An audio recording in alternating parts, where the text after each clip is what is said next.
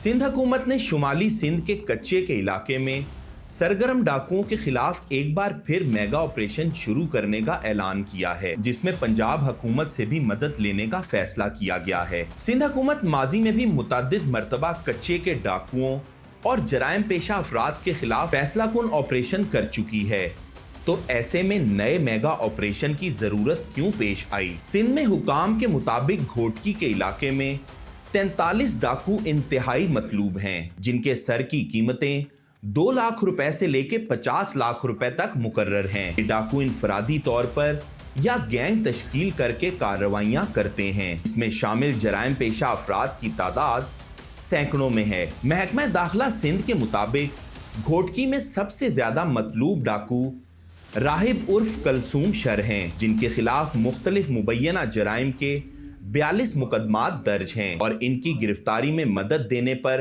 हुकूमत ने 50 लाख रुपए के इनाम का ऐलान कर रखा है। इसी तरह खुदाबख्श शर नामी डाकू के खिलाफ मुख्तलिफ दफात के तहत 18 मुकदमात दर्ज हैं और इनके सर की कीमत भी 50 लाख रुपए है। जमील अंडर 13 मुकदमात में मतलूब हैं, जबकि मीर मोहम्मद जागरानी 10 मुकदमात में मतलूब हैं और इनके सर पर भी इनाम का ऐलान है। जिला कश्मीर में 79 डाकू मतलूब हैं, जिनमें रियाज जागरानी के सर की कीमत 50 लाख रुपए, जबकि साइंसदान मुश्की, अली जान और शेर मोहम्मद के सर पर 30 लाख रुपए का इनाम मुकर्रर है। सिंध के वजीर दाखिला ज़ियाउल हसन लजनार ने मेगा ऑपरेशन का ऐलान ऐसे वक्त में किया है जब सिंध हाई कोर्ट के चीफ जस्टिस जफर राजपूत भी शुमाली सिंध के दौरे पर हैं और वो इन अजला में भी जा रहे हैं जहां डाकुओं की वजह से अमनो अमान की सूरत हाल खराब है। सखर से ताल्लुक रखने वाले सीनियर सहाफी और तज्जिया निगार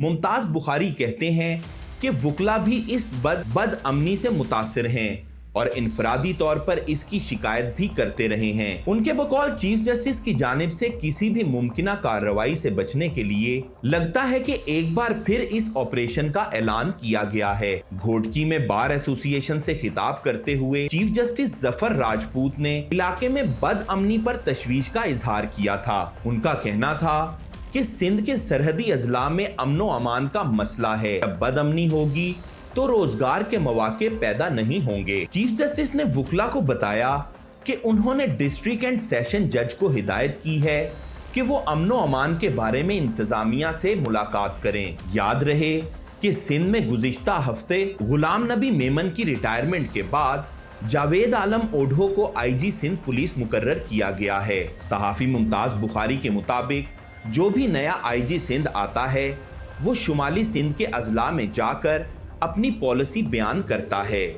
इससे कबल गुलाम नबी मेमन ने भी मनसब संभालने के बाद कश्मीर और कुंद कोट का दौरा किया था और ऑपरेशन की बातें की थीं। पुलिस के हवाले से कराची सुर्खियों में रहता है, जहां पुलिस के सरबराह एडिशनल आईजी कराची हैं, जबकि आईजी सिंध बाकी अजला की निगरानी करते हैं, इसलिए वो शुमाली सिंध का दौरा करते हैं। याद रहे कि दरियाए सिंध की एक तरफ जिला कश्मीर है तो दूसरी जानिब जिला घोटकी वाक़े है। दरियाए सिंध का कच्चे का इलाका वस्ती और जनूबी सिंध के भी कई अजला में है, लेकिन कश्मीर, घोटकी, शिकारपुर और जैकबाबाद वो अजला हैं जहां डाकू सरगर्म हैं और कबायली तनाज़ात भी इस अजला में शदीद हैं। हुकूमत सिंध के तर्जमान कहते हैं कि ग्रैंड ऑपरेशन से मुराद ये है कि माजी के बरक्स जहां ऑपरेशन सखर और लाड़काना पुलिस रेंज में चल रहे थे, उन सब के बरक्स इस बार एक ग्रैंड ऑपरेशन लॉन्च किया जा रहा है। उनके बकौल इस बार सिंध पुलिस अकेली नहीं, सिंध पुलिस की रिजर्व फोर्सेस जिसमें